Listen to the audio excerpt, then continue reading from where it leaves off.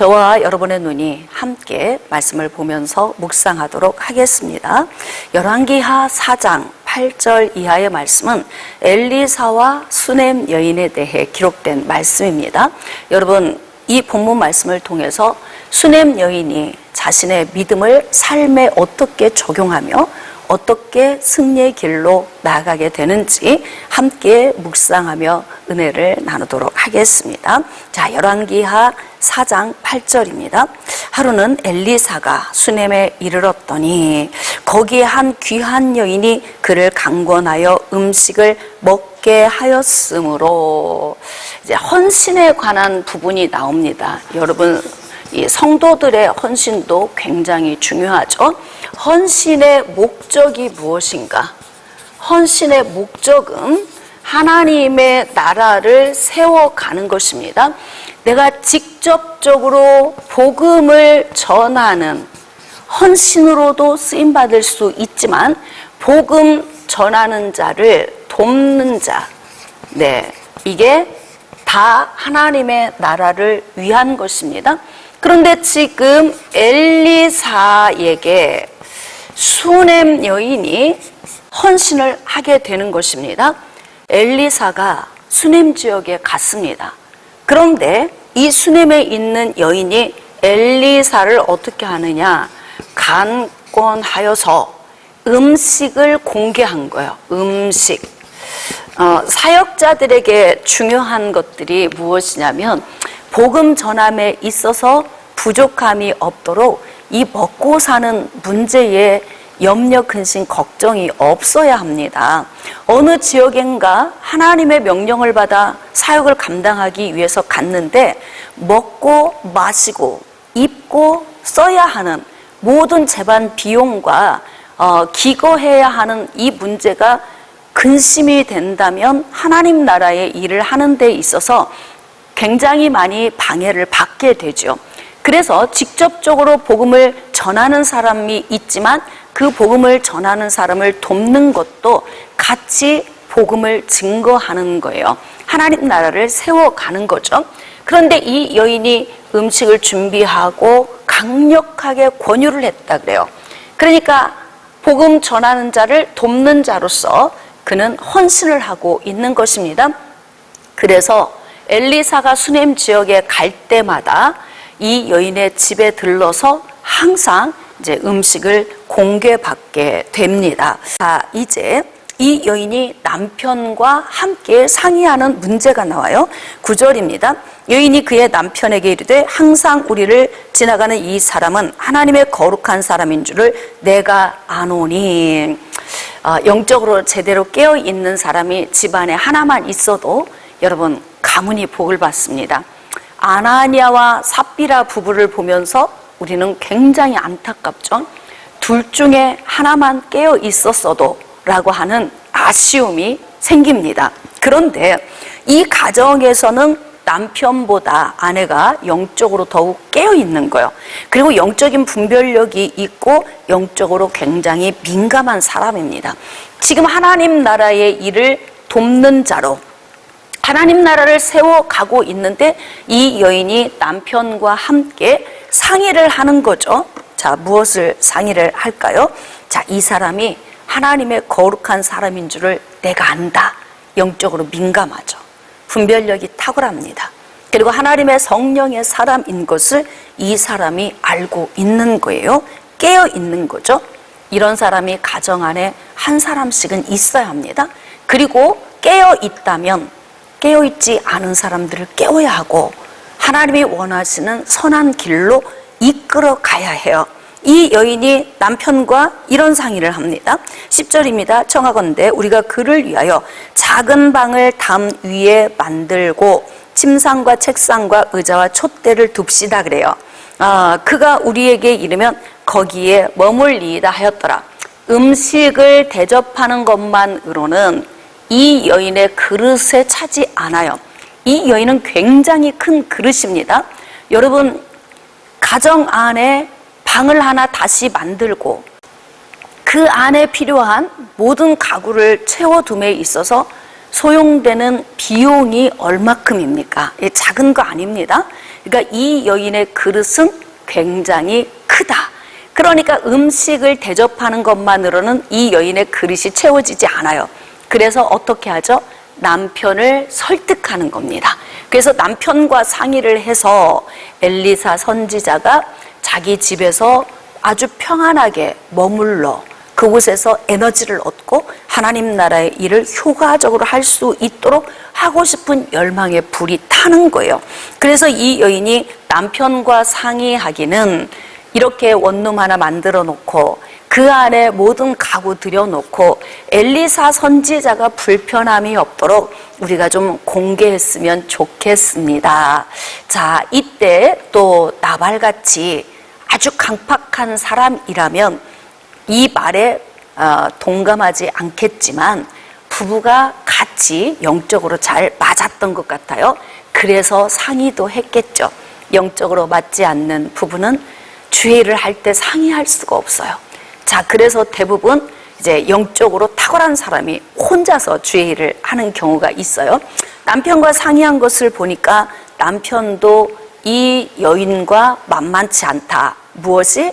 영적인 탁월함, 민감성, 분별력, 그리고 하나님을 향한 열정의 불, 이 부부가 닮았다. 이것을 우리가 볼 수 있습니다. 남편이 허락을 해서 그렇게 다 준비를 해놓은 거예요. 자, 11절. 하루는 엘리사가 거기에 이르러 그 방에 들어가 누웠습니다. 자, 이제 어떤 은혜가 임할까요? 이 여인의 가정에. 12절입니다. 자기 사환 게하시에게 이르되 이 수냄 여인을 불러오라 하니 곧 여인을 부르매 여인이 그 앞에 선지라. 엘리사가 이 여인이 준비해 놓은 그 처소에서 감동을 받은 것 같습니다. 여인을 불러오라고 한 거예요. 자, 그래서 사환을 통해서 너는 그에게 이르라. 네가 이같이 우리를 위하여 세심한 배려를 하는도다. 세심한 배려. 여러분, 돕는 자는 세심함이 있어야 돼요. 세심함. 하나님 나라를 위하여 일하는 사람들이 인생에 먹고 마시는 또 거하는 문제 때문에 염려, 근심, 걱정이 많으면 영적으로 굉장히 많이 다운이 됩니다. 그런데 이런 염려, 근심, 걱정 없이 오직 하나님 나라의 일만 할 수 있도록 하려면 돕는 자가 세심한 배려를 해야 돼요. 굉장히 섬세함으로 섬겨야 합니다. 교회는 직분자들이 있어요.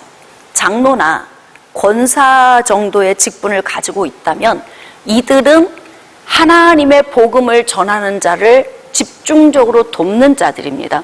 그래서 주의 종의 가정을 살피고 그로 말미암아 필요한 것이 없는지 또 부족한 것이 없는지 그로 인해서 이 중직자들은 주의 종의 필요를 채우면서 세심한 배려를 통하여서 하나님 나라를 위하여 전진할 수 있도록 하는 것이 바로 이렇게 중직자, 직분자들이 해야 하는 일입니다. 그런데 엘리사가 지금 준비된 방에 누워 있는데 이 여인의 이 헌신이 너무 세심한 거예요. 방에 누워 있는데 부족한 게 하나도 없고 불편한 게 하나도 없어요. 야, 어떻게 하면 이렇게 섬세하게 배려할 수 있나? 그의 마음이 너무 아름다운 거예요. 그러면 하나님의 종이 이 가정을 축복하지 않을 수 없는 마음의 감동이 옵니다. 여러분, 하나님의 성령은 감동, 감화를 통해서 일하십니다. 그런데 엘리사 선지자의 마음에 감동이 왔어요. 그래서 어떻게 해요? 내가 너를 위해서 무엇을 했으면 좋겠느냐? 그러니까 삶 속에 필요한 어떤 요인, 왕에게나 사령관에게 뭐 구할 것이 있느냐? 그러면 내가 도와주겠다. 이렇게 말을 하는 거죠.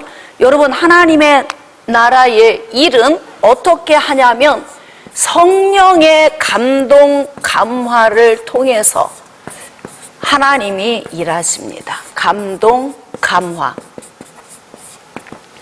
하나님은 성령의 감동, 감화를 통해서 하나님 나라의 필요를 채우십니다. 그리고 하나님 나라의 일을 하는 사람들의 삶의 필요를 다 채워주세요. 그래서 할 수만 있으면 사역자는 누군가에게 손을 벌리는 그런 연약함을 보이면 안 돼요. 왜냐하면 하나님의 성령의 감동을 받은 자들이 공개할 수 있도록 하나님은 하시기 때문에 오직 예수 그리스도 바라보고 예수 복음에 내가 열정을 가지고 나아가면 나머지는 하나님의 감동 감화를 통해서 다 하십니다. 자, 그래서 이렇게 감동 감화를 통하여서 공개한 그 여인의 삶에 내가 도움이 되고 싶은 거예요. 그러니까 그 은혜를 많이 받았기 때문에 축복하지 않을 수 없는 거죠. 여러분들 오해하지 마시기 바랍니다. 주의 종도 성도들을 놓고 기도를 할 때 기도를 하면 굉장히 뜨거운 기도가 나오는 사람들이 있어요. 누구일까요? 누구일까요? 자, 세심한 배려하는 자, 하나님의 나라의 일을 위하여 복음 증거하는 자를 성심성의껏 돕는 자를 위하여 축복하고 기도하면 굉장히 심령이 뜨겁습니다. 그러니까 이건 영적인 원리인 거예요. 편애가 아니고 하나님의 성령의 감동이 하나님 나라를 위하여 세심한 배려를 가지고 주의 일에 함께 발맞춰 나아가는 자들에게 하나님이 복 주시고자 하는 하나님의 계획인 것입니다. 자, 그래서 이제 세상적으로든 아니면 영적으로든 뭐든지 필요한 게 있으면 말하라. 하나님께 내가 구해서 채울 수 있도록 하겠다. 그런데 이 여인의 반응 좀 봅시다. 자, 나는 내 백성 중에 거주하고 있습니다. 이 말은 무엇입니까? 저는 이대로 만족합니다. 더 바랄 것이 없습니다. 부족함이 없습니다. 부자여서가 아니고 이 사람이 누구보다 탁월해서가 아니라 스스로 자족하며 사는 훈련이 잘 된 여인 같아요. 그러면 이제 이 말씀을 쭉 묵상하다 보면 정말 이 여인의 삶에 부족함이 없나? 아니에요. 뒤쪽에 가서 보면은 이 가정에 아픔이 있어요. 자녀가 없습니다. 자, 그러면 우리 같으면 어떻게 하겠어요? 이런 기회에 자, 때는 이때다. 이렇게 마음을 먹고 하나님 앞에 이 사역자를 통하여 응답받기를 위해서 우리 가정에는 자녀가 없습니다. 자녀 좀 주세요. 이렇게 할 수도 있잖아요. 그런데 이 여인은 어떻게 표현하냐면 만족합니다. 더 바랄 게 없습니다. 나는 어떤 목적을 위해서 당신을 공개한 게 아닙니다. 나는 하나님을 향한 열망, 하나님 나라를 세워가는 이 뜨거운 열정 때문에 당신을 공개한 것입니다. 지금 이렇게 표현하고 있는 거예요. 정말 아름다운 믿음을 소유하고 있습니다. 자, 14절입니다. 엘리사가 이르되 그러면 그를 위하여 무엇을 하여야 할까 하니 게하시가 대답하되 참으로 이 여인은 아들이 없고 그 남편은 늙었나이다. 사환을 보내서 자기의 뜻을 전했는데 이 여인이 저는 만족합니다. 더 부족할 것이 없습니다. 저는 이렇게 주님 나라를 위하여 일하다가 하나님이 부르시면 갈 겁니다. 이렇게 이제 회신이 오니까 엘리사가 얼마나 고민이 돼요. 마음은 불탑니다. 이 가정을 위하여 뭔가 축복하고 싶은데 이 여인은 아무것도 바라지 않으니까 이제 엘리사 마음이 더 불이 탑니다. 그래서 엘리사가 이렇게 이야기하죠. 그러면 그를 위해서 무엇을 했으면 좋겠느냐? 여러분, 이게 수요와 공급의 법칙에서요. 하나님 나라의 수요와 공급의 법칙. 하나님은 어느 쪽이 더 불타게 하냐면 공급하는 쪽. 자, 받는 쪽보다 주는 쪽. 이쪽이 더 불이 타게 만들어요. 지금 돕는 자인 이 여인이 엘리사를 공개했죠. 더 불이 타서 공개한 거예요. 근데 그 공개를 받은 엘리사가 이제는 어떻게 해요? 너무너무 불이 타.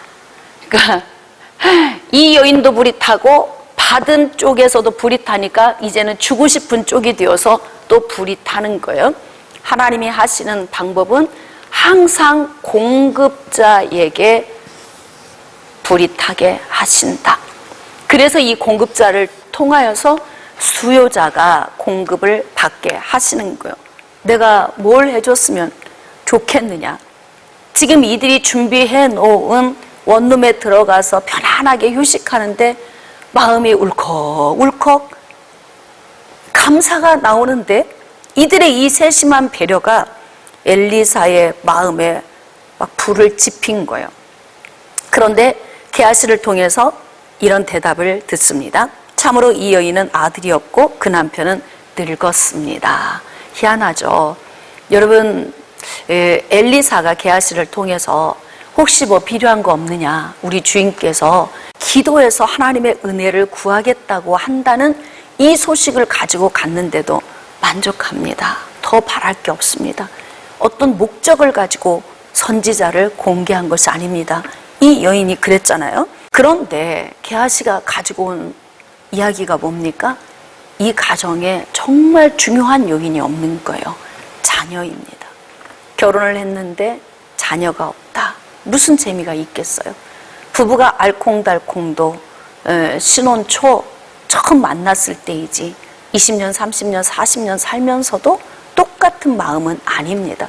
그러면 부부는 어떤 사랑의 은혜로 사냐면 자녀가 끈이 되어서 그 자녀를 가운데 두고 서로 바라보는 기쁨으로 살게 되는 거예요. 그런데 이 가정에 자녀가 없다는 소식을 듣게 됩니다. 그런데 정말 불행하게도 남편이 늙었다. 생산 능력이 떨어졌다. 남편이 늙었다면 부인 역시도 늙었겠죠. 그러니까 아브라함과 사라처럼 이렇게 하나님이 태문을 닫으셔서 나중에 100세가 돼서야 이삭을 얻게 하셨던 것처럼 이 가정에도 어떤 연유인지는 모르겠지만 아직 자녀가 없는 이런 문제, 나이 먹고 늙을 때까지도 굉장히 적적하게 살았던 것 같아요. 그래서 이 부부는 하나님 나라의 일을 위한 열정을 불태우면서 이제 하나님이 언제라도 부르시면 모든 거 다 주께 내어 맡기고 주님께 가야 되겠다, 뭐 이런 신앙으로 살았던 것 같아요. 자, 15절 이르되 다시 부르라 하여 부름에 여인이 문에 서니라. 여러분, 불타는 쪽이 포기 안 하면 응답이 옵니다. 지금 엘리사 선지자의 마음에 열정의 불이 타요. 이 가정을 위해서 뭔가 보답하고 싶은 마음이 있습니다. 자, 그래서 다시 오라 했더니 이제 여인이 온 거죠. 자, 16절 엘리사가 이르되 한 해가 지나 이때쯤에 네가 아들을 안으리라 하니 여인이 이르되 아닙니다. 이렇게 이야기를 해요. 요때쯤에 네가 아들을 안게 되리라 그러면 아멘, 할렐루야 이렇게 해야 되잖아요. 그러면 마음에 너무너무 자녀가 간절히 원해졌는데 숨기고 있다가 이런 응답을 주시겠다 하니까 기뻐서 아멘 해야 되는데 이 부부는 마음 안에 그런 마음이 없었던 거예요. 자녀가 없는 것이 이 가정이 불행이 될 수 없었다는 거죠. 자녀가 없는 것 때문에 삶에 적적함이 있을 수 없고 자녀가 없는 것 때문에 다른 사람 앞에서 이렇게 부끄러울 수 없었던 거예요. 왜냐하면 이들은 오직 목적을 하나님 나라를 위해서 살았기 때문에 그렇습니다. 그러니 수넴 여인의 믿음, 또 그의 남편의 믿음이 얼마나 아름답습니까? 이런 예언의 말씀이 선포되면 감사합니다 이래야 되는데 아니에요. 괜찮습니다. 우린 자녀 없어도 주님 나라를 위하여 살다가 주님 부르시면 갈 겁니다. 이렇게 이야기를 하는 거죠. 내 주 하나님의 사람이여 당신의 계집종을 속이지 마옵소서 하니라. 자, 이제 필요 없는데 왜 자꾸 이야기해서 이렇게 뭐 있을 수 없는 일, 될 수 없는 일을 이야기를 합니까? 우리는 생산 능력이 없습니다. 이렇게 이야기를 하는 거죠. 그래도 내 믿음이 아직 거기까지 미치지 못해도 이 사람이 하나님 나라를 위해서 쏟아부은 그 열정이 있기 때문에 하나님께서 엘리사 선지자의 마음에 감동 감화를 주셔서 이 가정에 복을 주시고자 하는 거죠. 17절입니다. 여인이 과연 잉태하여 한 해가 지나 이때쯤에 엘리사가 여인에게 말한 대로 아들을 낳았더라. 예언이 이루어진 거예요. 경사가 났죠. 자, 18절. 그 아이가 자라매 하루는 추수꾼들에게 나가서 그의 아버지에게 이르렀더니 그의 아버지에게 이르되 내 머리야 내 머리야 하는지라. 아이가 건강하게 잘 자라는 것 같더니 어느 날 내 머리야 내 머리야 머리를 조아리면서 아이가 고통스러워 하는 거예요. 자, 그런데 갑자기 두통을 호소하더니 아이가 죽게 되었습니다. 21절. 그의 어머니가 올라가서 아들을 하나님의 사람의 침상 위에 두고 문을 닫고 나와. 자, 이제 여기서부터는 이 여인의 믿음의 적용의 방식이 나옵니다. 아이가 죽었습니다. 그러면 어떻게 해요? 잠깐이라도 자녀를 아는 기쁨을 주신 하나님께 감사, 그리고 이 아이를 이제 장례를 치르고 땅에 묻어야 되는 것이 원래 우리가 볼 때는 순서 아닙니까? 그런데 이 여인의 행동을 한번 잘 지켜봅시다. 아이를 하나님의 사람의 침상 위에 올려두고 문을 닫고 나옵니다. 무슨 생각으로 그렇게 할까요? 자, 22절. 그 남편을 불러 이르되 청하건대 사원 한 명과 나귀 한 마리를 내게로 보내소서. 내가 하나님의 사람에게 달려갔다가 돌아오리이다. 하나님의 사람에게로 가겠다는 거예요. 아이의 죽음을 인정하지 않겠다는 거죠. 또는 하나님의 사람에게로 나아가서 나는 죽은 아이를 다시 살리도록 응답을 받겠다. 이런 의지와 각오가 단단히 서 있어요. 대단하죠. 우리는 그냥 포기할 수 있어요. 그래요, 하나님이 주시더니 또 데려가셨군요. 뭐 이렇게 생각할 수 있는데 이 여인은 자신의 아이를 놓고 포기하지 않습니다. 그의 믿음을 이제 적용해 나가는 거예요. 그래서 이제 뭐 남편이 초하루도 아니고 안식일도 아니거늘 그대가 오늘 어찌하여 그에게 나가고자 하느냐 하는지라. 그러니까 이 말씀을 보면 남편보다 아내의 믿음이 탁월합니다. 그러니까 아이가 죽은 것도 지금 모르는 것 같아요. 왜냐하면 남편은 밖에서 일을 하고 있어요. 근데 죽은 아이를 남편에게 말도 안 하고 조용히 엘리사의 방에 침상 위에 올려놓고 나와서 제가 엘리사 선지자에게 다녀오겠습니다. 그러니까 남편은 뻥한 거죠.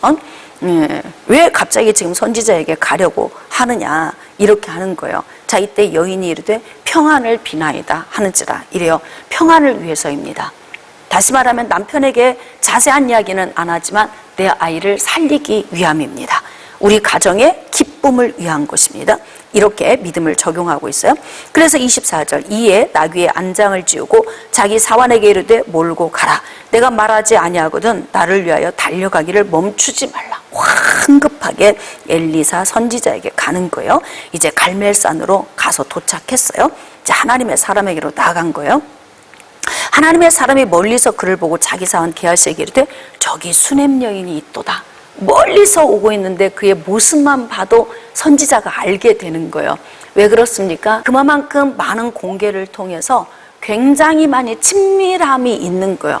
그러니까 멀리서 오는 실루엣, 모습만 보고도 수넴 여인인 것을 아는 거죠. 자, 너는 달려가서 그를 만나 이르기를 평안하냐고 물어봐라. 남편 문제 없냐? 아이 괜찮냐? 이렇게 가서 질문하라고 이야기를 하는 거예요.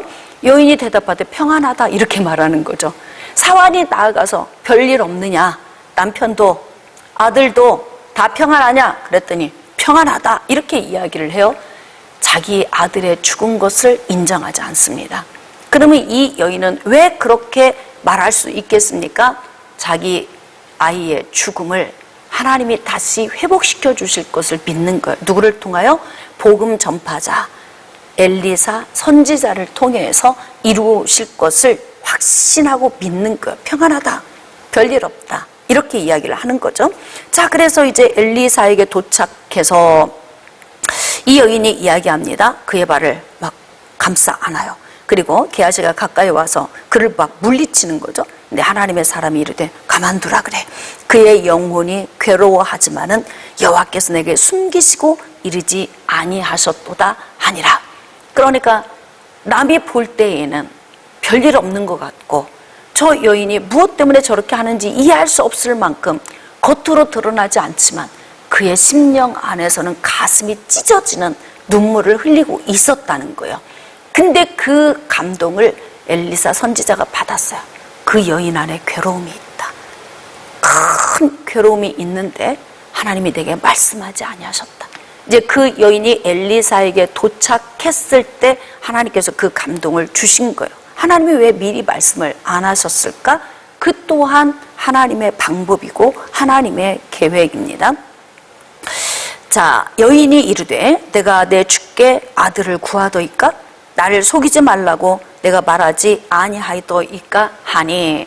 즉 이 여인은 달라고도 안 했는데 굳이 당신의 마음 안에 불이 타서 축복하고 하나님이 주신 예언의 말씀을 받아서 나에게 선포해서 우리 가정에 이렇게 자녀를 주셨는데 차라리 없이 살다가 주님 나라만을 위하여서 열심히 헌신하다가 가도 나는 별 부족함이 없이 만족하게 살았을 텐데 이미 자식을 안고 그 자식을 향한 사랑의 맛을 보고 그 자식을 통한 행복을 느낀 뒤에 아이를 데려가 버리니 도대체 이게 무슨 일입니까? 지금 이렇게 이야기하는 거예요. 29절입니다. 엘리사가 게하시에게 이르되 네 허리를 묶고 내 지팡이를 손에 들고 가라. 사람을 만나거든 인사하지 말고 사람이 내게 인사할지라도 대답하지 말고 내 지팡이를 그 아이 얼굴에 놓으라 하는지라.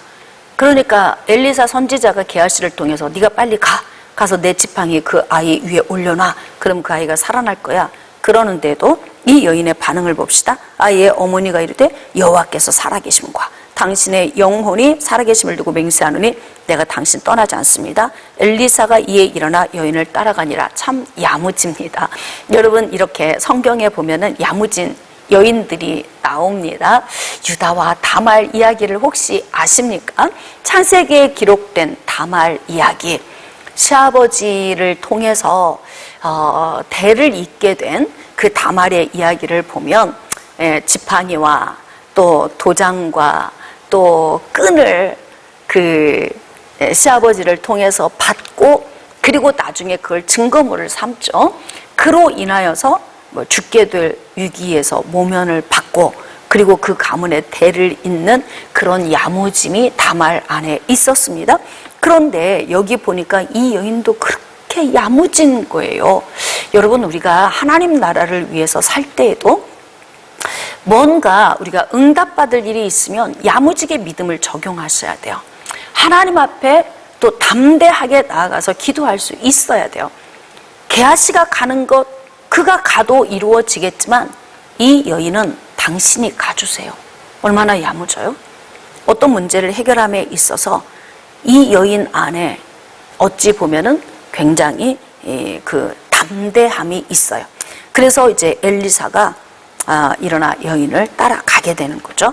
자, 31절 게하시가 그들보다 앞서가서 지팡이를 그 아이의 얼굴에 놓았으나 소리도 없고 듣지도 아니하는지라. 그러니까 사환 게하시를 통해서 아무 일도 안 일어날 것을 이 여인은 알았던 것 같아요. 그러니까 영적 민감함이 있는 거죠. 이 문제는 엘리사여야 한다. 엘리사가 성령의 사람 아닙니까? 그러니까 엘리사를 통해서 해결을 받으려고 하는 거였죠. 참 문제를 잘 풀어가고 있어요. 그래서 같이 엘리사와 갔는데 32절입니다. 엘리사가 집에 들어가 보니 아이가 죽었는데 자기의 침상에 눕혔는지라. 아니 아이가 죽었는데 왜 엘리사의 침상 위에 올려놓은 겁니까? 엘리사가 축복해서 하나님이 주셨으니까 이 죽은 아이를 다시 엘리사가 살려야 된다라고 하는 믿음이 있는 거예요. 게하시도 아니에요. 엘리사여야 합니다. 이렇게 야무지게 가서 엘리사를 조른 거죠. 그래서 엘리사와 함께 왔어요. 와서 보니까 아이가 자기의 침상 위에 누워 있는 거예요. 자, 33절 들어가서는 문을 닫으니 두 사람뿐이라 엘리사가 여호와께 기도하고. 여러분 어떤 문제를 놓고 환자나 아니면 힘든 문제를 가지고 있는 사람과 함께 기도를 할 때에 주변의 사람들이 지켜보는 것은 굉장히 많은 장애 요인이 됩니다. 저도 이제 기도 사역을 하다 보면 주변 사람들이 옆에서 이렇게 지켜보고 있으면 환자도 집중이 안 되고 기도하는 사람들 집중이 잘 안 돼요.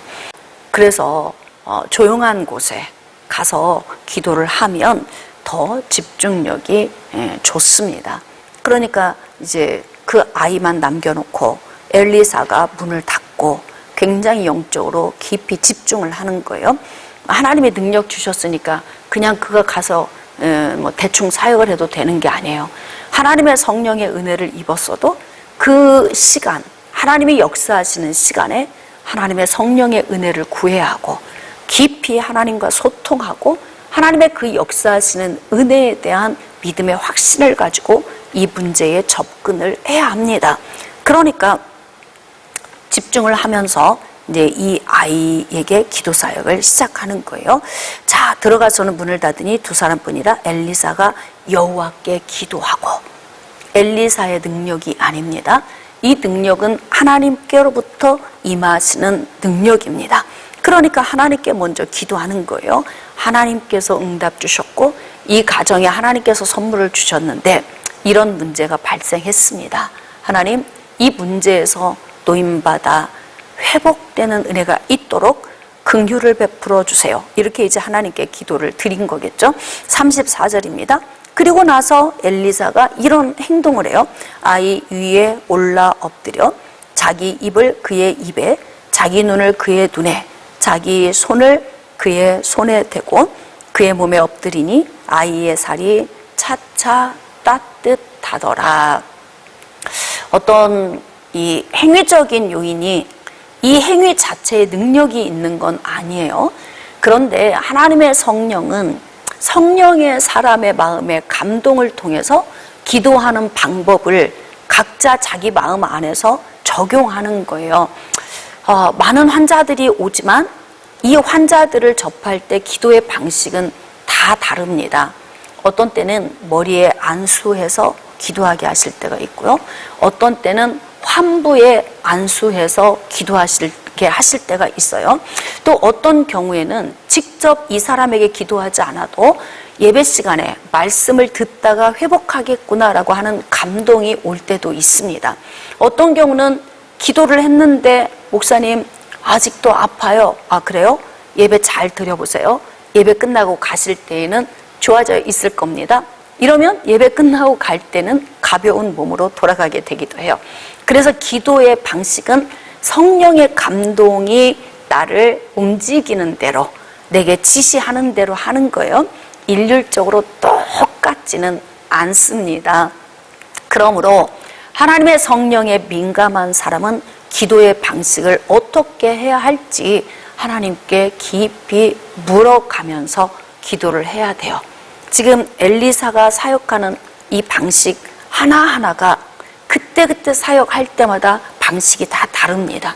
그래서 지금 아이 위에 올라가서 자기 눈을, 자기 입을, 자기 손을 그 아이 위에 올라가서 맞추고 그 아이 위에서 이렇게 기도를 했다는 거죠.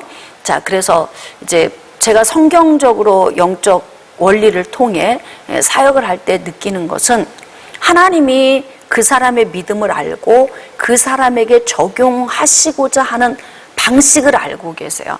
그래서 가끔은 머리에 이렇게 안수하고 기도할 때 하나님 어떻게 기도를 해야 할까요? 라고 이제 마음 안에서 하나님께 질문을 하면 어떤 경우에는 네가 그냥 선포하라 이렇게 감동을 주실 때도 있고요.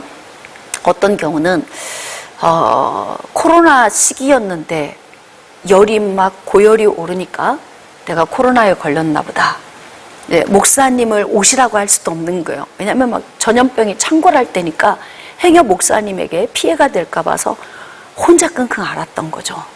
그리고 병원에 가면 코로나 환자는 또 굉장히 뭐 환대받을 수 있는 상황이 아니었잖아요. 그러니까 본인이 혼자 끙끙 집에서 기도하고 있다가 너무 고통스러우니까 이제 어쩔 수 없이 저에게 전화를 한 거죠. 그래서 제가 이제 달려가서 열이 막 고열이 오르고 있는 상태에서 기도를 하고 왔어요. 그러니까 이제 열이 조금 내렸는데 다음날 한 번 더 기도를 해야 되겠구나 싶어서 가려고 준비를 하는데 하나님께서 저에게 어떤 음성을 주시냐면 코로나가 아니고 신우신염이다 이렇게 저에게 음성을 주시는 거예요. 그래서 제가 전화를 했어요. 권사님, 지금 아프신 것이 코로나가 아니고 신우신념이라고 합니다. 우리가 빨리 병원으로 갑시다. 자, 그래서 이제 병원에를 갔잖아요. 가서 검사를 했더니 신우신념으로 나온 거예요. 그래서 염증 주사를 맞고 와서 이제 기도 받으면서 아주 신속하게 이제 회복이 된 그런 경우가 있어요. 그러니까 사람마다 기도의 방식이 달라요. 적용하는 것도 다릅니다. 이제 어떤 경우는 척추관 협착증으로 병원에 가서 뭐 이렇게 사진을 찍으러 갔는데도 몸을 움직이지 못할 정도로 신경이 막 눌리고 통증이 심해서 이제 겨우 사진을 찍고 뭐 금요철 예배 때 나왔는데 갑자기 목사님 제가 이렇게 허리가 이렇게 아파요. 어제까지 괜찮았는데 자, 그래서 기도합시다. 그리고 이제 제가 머리에 손을 올리고 기도를 하는데 회복이 안 되는 거예요. 그래서 순간에 제가 하나님께 마음으로 묻는 거죠. 하나님, 뭐죠? 어떻게 해야 하죠? 그랬더니 하나님이 마음에 어떤 감동을 주시냐면 척추관 협착증이 생각나게 하시는 거예요. 자, 그래서 제가 그 손을 머리에서 떼고 선포했어요. 예수 이름으로 척추관 협착증에서 노임받아 자유해질지어다. 이랬더니 이제 그 권사님 하시는 말씀이 척추관 협착증이라고 하는 말을 선포하는 순간에 허리가 가벼워지면서 통증이 사라진 거예요. 그 일이 벌써 한 7, 8년 전 일인데 지금까지도 그 이후로는 허리 아프다는 이야기를 안 하시고 굉장히 건강하게 지금 지내고 계십니다. 자, 그래서 기도하는 방식, 왜 꼭 엘리사는 이렇게 했나? 그러니까 우리도 이렇게 기도해야 된다. 이건 아니에요. 이 아이에게만 이런 방식이 적용된 거예요. 엘리사가 많은 사역을 했지만 사역 현장에서 이렇게 다 동일하게 사역하지는 않았습니다. 그때그때 사역하는 방식이 달랐죠. 그래서 이제 성령의 사람, 즉 복음을 증거하는 자, 하나님의 권능의 능력 안에서 많은 영혼들을 돌보는 영적 지도자들은 어떤 환자가 왔을 때 이 기도의 방식을 어떻게 해야 할까라는 것을 하나님께 물어서 해결을 해야 돼요. 되게 연세 드신 분들은 물리치료를 많이 받으시고 아프면 막 파스를 바르고 또 찜질을 하고 뜸을 뜨고 또 침을 맞고 이런 경험이 굉장히 많잖아요. 그런데 이제 교회에 나와서 목사님에게 기도를 받을 때에 목사님이 그냥 아무 행동하지 않고 그냥 기도로만 하잖아요. 그러면 거의 10중 8구는 회복이 안 됩니다. 왜인 줄 아십니까? 항상 어떤 물리적인 요인을 통해서 자꾸 회복하는 습관이 있기 때문에 이때 뭔가 이게 터치가 이루어져야 돼요. 그래서 아픈 곳에 손을 올리거나 아니면 만지거나 이렇게 어떤 그 행동이 같이 동반될 때 회복이 또 일어나요. 그래서 이제 나이가 드신 어르신들은 할 수만 있으면 환부에 손을 올리고 기도하는 방식이 효과가 빨리 나타납니다. 자, 지금 엘리사가 이제 아이 위에 엎드려서 입을 맞추고 눈을 맞추고 그리고 자기 손을 그의 손에 대고 이제 엎드렸더니 아이의 온기가 돌아온 거예요. 자, 엘리사가 내려서 집안에서 한번 이리저리 다니고 다시 아이 위에 올라 엎드리니 아이가 7번 재채기하고 눈을 뜬지라. 왜 다시 기도했을까요? 이게 성령의 기름 부으심의 은혜는 성령의 기름 부으심이 되는 만큼 회복이 돼요. 그래서 약간의 좀 시간이 필요합니다. 시간. 믿음이 강한 사람은 단순간 1분, 2분 기도해도 그냥 회복이 이루어지지만 믿음이 연약한 사람은 하나님의 역사하시는 이런 시간이 좀 필요해요. 그래서 어떤 때는 제가 3분만 자매님을 위해서 기도할게요. 자, 그리고 기도했는데 어떠신 것 같아요? 통증은요? 그러면 별로 모르겠어요. 그래요? 그러면 조금만 제가 더 기도하겠습니다. 그러면서 어떻게 하냐면 안수 기도하면서 성령의 기름 부으심이 이렇게 차곡차곡 높이가 올라가도록 시간을 요할 때가 있습니다. 자, 그러면 어떻게 하냐면 여기가 10%이면 회복도 10%, 성령의 능력이 20% 임했을 때는 회복도 20%, 30%, 40% 이렇게 올라가면서 나중에 완전히 좋아졌어요 라고 하는 여기 100에 도달하기 위해서는 어떤 사람은 10분, 어떤 사람은 30분, 어떤 사람은 뭐 1시간 이렇게 필요하기도 하고요. 때로는 어떤 사람은 일주일 또는 뭐 한 달 이렇게 시간이 필요할 때가 있어요. 그 사람의 믿음만큼, 그리고 성령의 기름 부으심이 임하시는 만큼, 성령의 역사는 그 사람의 믿음만큼 임하시기 때문에 결국은 그 사람의 믿음만큼 회복이 되는 것입니다. 그렇기 때문에 지금 이제 이 아이는 차차 몸이 따뜻해지고 있지만 지금 회복하고 있는 중이에요. 그러니까 이 아이가 온전히 회복되기까지는 한 번 더 그 아이 위에 올라가서 그의 눈을, 그의 또 입을, 그의 손을 갖다 이렇게 마주대고 한 번 더 이제 기도 사역을 하는 거죠. 그랬더니 아이가 7번 재채기를 하더니 눈을 뜨게 된 것입니다. 자, 이 현상을 보니까 이 아이가 갑자기 머리가 아프고 이렇게 재채기를 하고 살아난 걸 보면은 갑자기 좀 뭐 영적 공격이 있지 않았나라고 하는 추론이 돼요. 그러니까 어둠이 사람에게 와서 공격을 하게 되면은 갑자기 이런 문제가 올 수도 있어요. 그러니까 이 가정에는 이 아이의 문제가 이 여인의 테스트의 문제일 수도 있어요. 이 여인의 테스트. 믿음이 더 강력해지게 하기 위한 이 가정의 테스트의 문제. 이거 잘 통과해야 됩니다. 어떻게? 믿음으로. 때로는 하나님께서 이렇게 어둠을 허용해서 그 가정에 믿음을 강력하게 하실 때도 있어요. 욥기서를 묵상하다 보면 이렇게 어둠이 욥을 계속 흔들죠. 근데 결국은 나중에 갑절의 복을 받게 됩니다.